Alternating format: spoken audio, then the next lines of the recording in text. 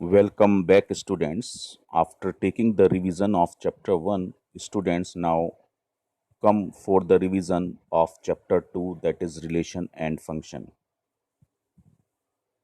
So it is a very short chapter. So just we are starting the revision. The first thing, that is Cartesian product. So Cartesian product, it will be in this manner that you will consider two non-empty set. Non-empty set means it contains some elements. Consider two non-empty set A and B, then the set of all ordered pair AB. A shows the element of set A and B shows the element of set B, such that A belongs to capital A, it means set A, and small b, that is element B, belongs to set B, that is capital B, is called as Cartesian product of the set A and B and is denoted by A Cartesian product of B. तो हम इन दोनों sets की किस तरह से Cartesian product करते हैं. So for that purpose we have taken this example. If set A contains 3 element 1 2 3 and set B contains 2 element 5 7. So what is A Cartesian product of B and what is B Cartesian product of A? What is the difference in between them? So first of all we are doing the Cartesian product of A and B. तो students आप देख रहे हैं ए के element पहले लिखे हैं 1517, then 2527, then 3537. In this manner we will do. Similarly B Cartesian product of A, B के एलिमेंट पहले लिखे जाएंगे 515253 as well as 717273. This is the difference. So it means Cartesian product of A and B is not equal to Cartesian product of B and A.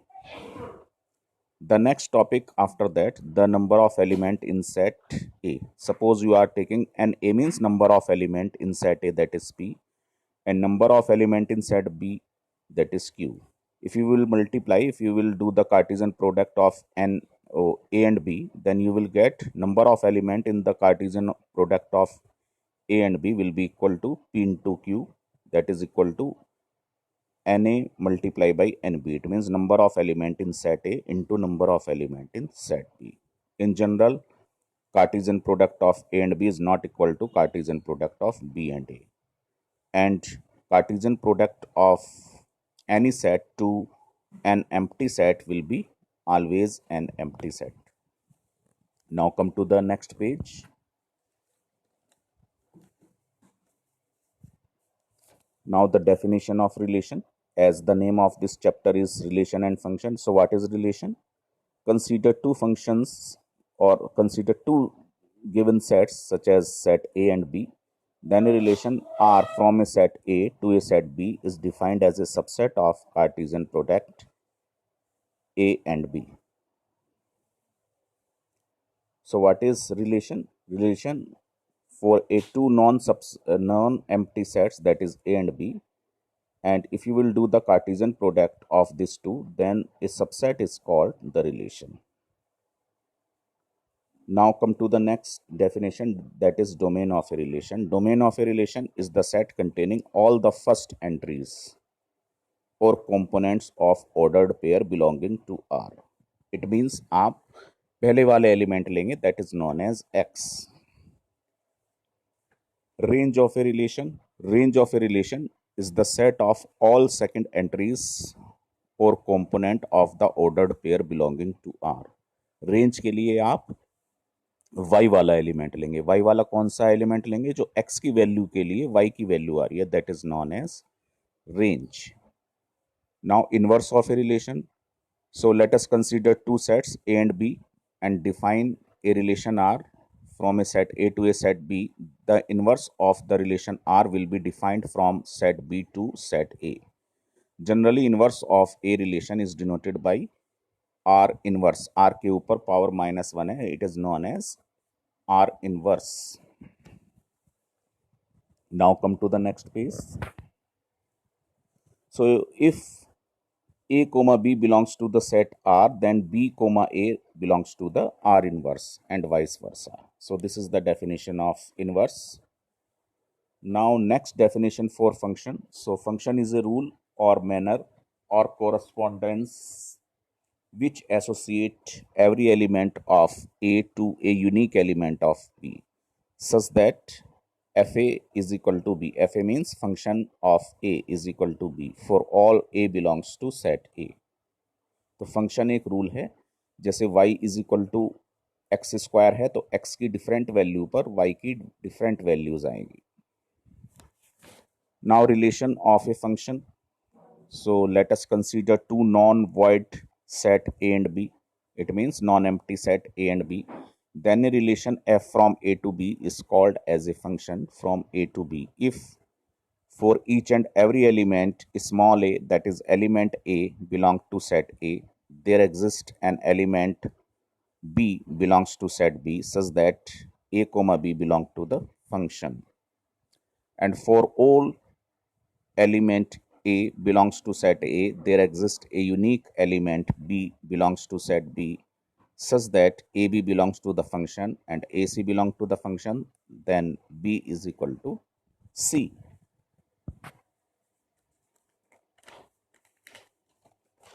Now on page number 4, this is the algebra of function. If you will add two functions as it is written here, f plus g in bracket then x is an arbitrary element, then you may write fx plus gx. Similarly for subtraction, multiplication, division, as well as if the function is multiplied by a real number. So these 5 algebraic functions are given. So now taking some question from NCERT. So these questions are good questions. From these questions in the examination, question will be asked. So question number first, if x plus 1 comma y minus 2 is equal to 3 comma 1, find the values of x and y. तो यहाँ पे दोनों तरफ आप पहले element को दूसरे side के राइट हैंड साइड के पहले एलिमेंट से कंपेयर करेंगे. Then you will get x plus 1 is equal to 3. It means x is equal to 2. Similarly y minus 2 को आप जो दूसरा एलिमेंट है उसको राइट हैंड साइड के दूसरे एलिमेंट से कंपेयर करेंगे. That's why y minus 2 is equal to 1. तो ओवरऑल x का वैल्यू 2 और y का वैल्यू 3 आ गया है. तो ये क्वेश्चन 1 नंबर का है, ये आ सकता है. Now come to page number 5. So here P and Q, two sets are given. A contains 3 element A, B, C and Q contains 1 element that is R. We have to determine Cartesian product of P and Q and P. So students, as we discussed earlier that P cross Q, पहले हम P के element लिखेंगे, that is A, AR, then BR, then CR respectively. Similarly, Cartesian product of Q and P will be written as RA, RP and RC. So thus Cartesian product of P and Q is not equal to Cartesian product of Q and P. Now next question, if A contains 2 element minus 1 1, then you have to determine the triple product of A, that is A Cartesian product of A, Cartesian product of A. पहले आप A का Cartesian product A से करेंगे. It means दोनों sets का आप Cartesian product निकालेंगे. ए Cartesian product A का, as you may see here, minus one minus one minus one one, one minus one and one one. उसके बाद फिर आप ए का एक बार इसमें और मल्टीप्लाई कर देंगे, as you may see here, A Cartesian product A, Cartesian product A. Now next question is good question. Let A is equal to 1 2, B contains 4 element 1 2 3 4, set C contains 2 element 5 6 and D contains 4 element 5 6 7 8, and you have to verify these two functions. Two questions. The first part is A Cartesian product by B intersection C is equal to A Cartesian product of B intersection A Cartesian product of C. In the second part, A Cartesian product of C is a subset of Cartesian product of B and D. So for first part, taking left hand side, determine B intersection C. So what is B intersection C? That is 5. If you will multiply, if you will do the product of A and B intersection C, you will get 5, क्योंकि किसी भी number का, किसी भी set का आप 5 से multiply करते हैं तो वो 5 आ जाता है। इसी तरह से आप राइट हैंड साइड सॉल्व करेंगे, ए का कार्टिजन प्रोडक्ट बी से निकालेंगे और ए का कार्टिजन प्रोडक्ट सी से निकालेंगे, फिर उसका इंटरसेक्शन लेंगे। इंटरसेक्शन मीन्स कॉमन पार्ट लेंगे, तो कुछ भी कॉमन नहीं आ रहा है तो राइट हैंड साइड भी 5 आ गया है। So it is the proof of first part. Now see the second part. Second part के लिए कार्टिजन प्रोडक्ट ए और सी का आपने निकाला हुआ है पिछले पेज नंबर 5 पर। अब हम बी और डी का कार्टिजन प्रोडक्ट निकालेंगे जो आपके सामने पेज नंबर 6 पर है। तो यहाँ पे देख रहे हैं कि जो बी के कार्टिजन प्रोडक्ट डी के साथ में जितने भी एलिमेंट हैं वो सारे के सारे एलिमेंट ए के कार्टिजन प्रोडक्ट सी में भी प्रेजेंट है। तो इट शोज दैट ए और सी का Cartesian product is a subset of Cartesian product of B and D. Now take the next question. Let set A contains 14 elements 1 2 3 and so on up to 14. Determine a relation R from A to A by relation is equal to xy such that 3x minus y is equal to 0 where xy belongs to set A. So we have to determine the domain, codomain and range. तो सबसे पहले जो equation आपको दी गई है 3x minus y is equal to 0, वहाँ से y is equal to 3x आ गया है। क्योंकि x और y दोनों ही सेट A को बिलोंग करते हैं तो इसलिए x की वैल्यू आप सेट A से लेंगे जो 14 वैल्यूज़ हैं, 1 2 3 4 5 6 ऐसे करके 14 तक जितनी वैल्यूज़ हैं। तो हमने वो वैल्यूज़ रखी। x की वैल्यू पहले 1 रखेंगे तो y का वैल्यू 3 आएगा, 2 रखेंगे तो 6 आएगा, 3 रखेंगे तो 9 आएगा और x का वैल्यू 4 रखेंगे तो 12 आएगा और 5 रखते हैं तो 15 आएगा। लेकिन 5 रख के 15 जो आएगा तो 15 जो है वो सेट ए के अंदर नहीं है क्योंकि y भी ए को ही बिलोंग करता है। y की वैल्यू भी सेट ए के अंदर से ही आनी है। तो y की वैल्यू 15 आ रही है तो 15 जो है सेट ए के अंदर नहीं है तो इसलिए आप इस वैल्यू को नहीं लेंगे। तो जो रिलेशन बना है उसमें सिर्फ 4 एलिमेंट आए हैं 1 3 2 6 3 9 एंड 4 12। तो डोमेन आपके पास हो गए हैं 1 2 3 4, जो x की वैल्यूज हैं वो लेंगे। रेंज आ गई है 3 6 9 12, जो x की वैल्यूज पर y की वैल्यू है उसको रेंज बोलते हैं। और कोडोमेन में सारी की सारी y की वैल्यू आ जाएंगी। y की वैल्यू किसको बिलोंग कर रही है? सेट a को बिलोंग कर रही है और सेट a के अंदर सारे ही एलिमेंट्स आएंगे। तो कोडोमेन आपके पास 1 से लेकर 14 तक हुआ, 1 to 14। Okay students, come to the next question. Determine the domain and range of the relation R defined by relation R x comma x plus y and x belongs to 0 1 2 3 4 5.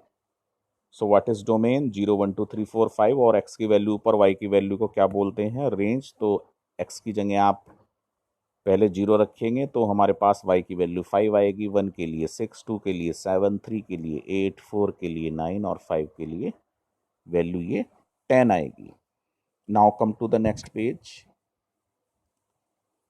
The same question, write the relation R is equal to x comma x cubed where x is a prime number less than 10. तो prime number less than 10 means x की value 2 3 5 7 होगी। उस पर हमें y की value निकालनी है तो 2 रखा है तो 2 का क्यूब 8 आएगा। In the similar manner you may solve this. Next question, find the domain and range of the following real function fx is equal to minus modulus of x and fx is equal to under root 9 minus x square। तो इसका second part बहुत important है, first part भी important है। Now let us start the first part. fx is equal to minus modulus x। modulus x का आपको इसके बराबर में बता रहे हैं 10। modulus x की वैल्यू माइनस x होगी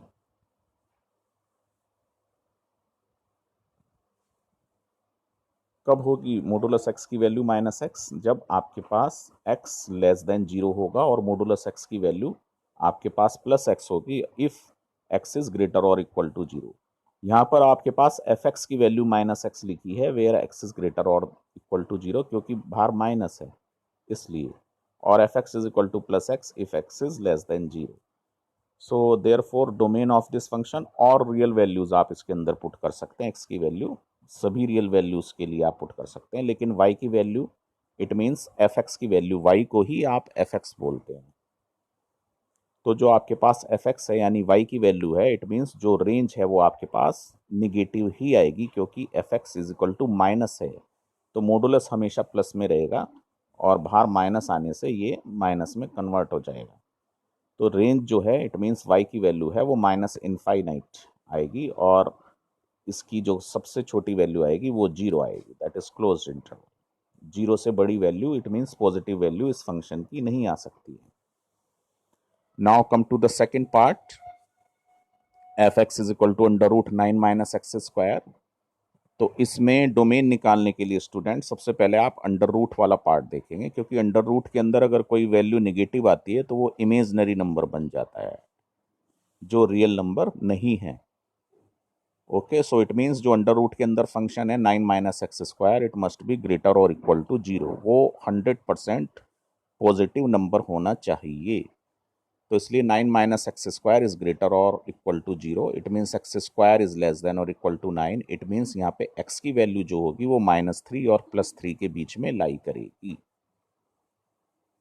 तो इट मीन्स इसमें जो डोमेन की वैल्यू आई हैं वो क्लोज इंटरवल में -3 और 3 के बीच में आई हैं। इसका मतलब ये हुआ -3, -2, -1, 0, 1, 2, 3, all the values are domain including -3 and +3।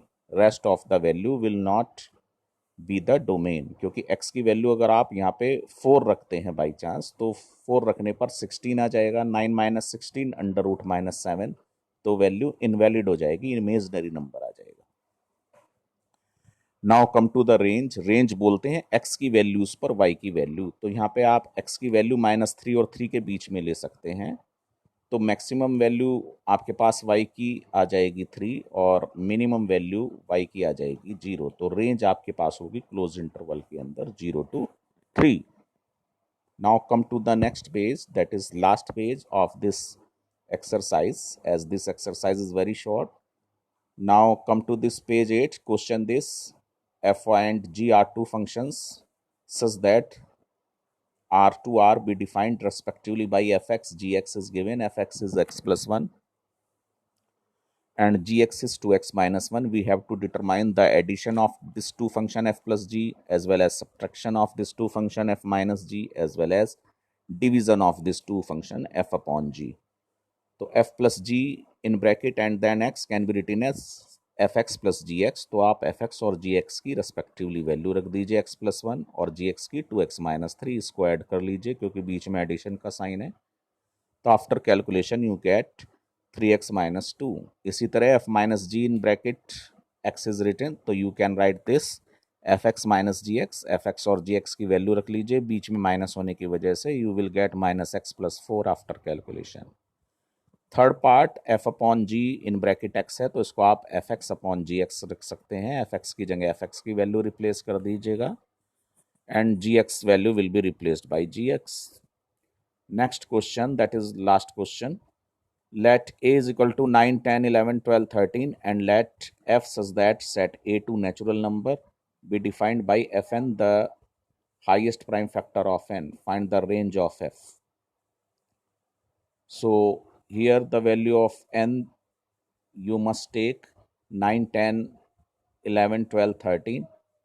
So highest factor of 9, that is 3, highest factor of 10, highest prime factor of 10, that is 5, highest prime factor of 11, that is remain 11, highest factor of 12, that will be 3, highest factor of 13, that will be 13. So range of the given function 3, 5, 11, 13। यहाँ पे 11 एक बार आया हुआ है, 3 2 बार आया हुआ है, तो इसको एक बार ही आप लिखेंगे। So students, as you know, it is a small chapter, so all the important questions solved here. I hope your revision is going on very well, so keep it up students. Okay students.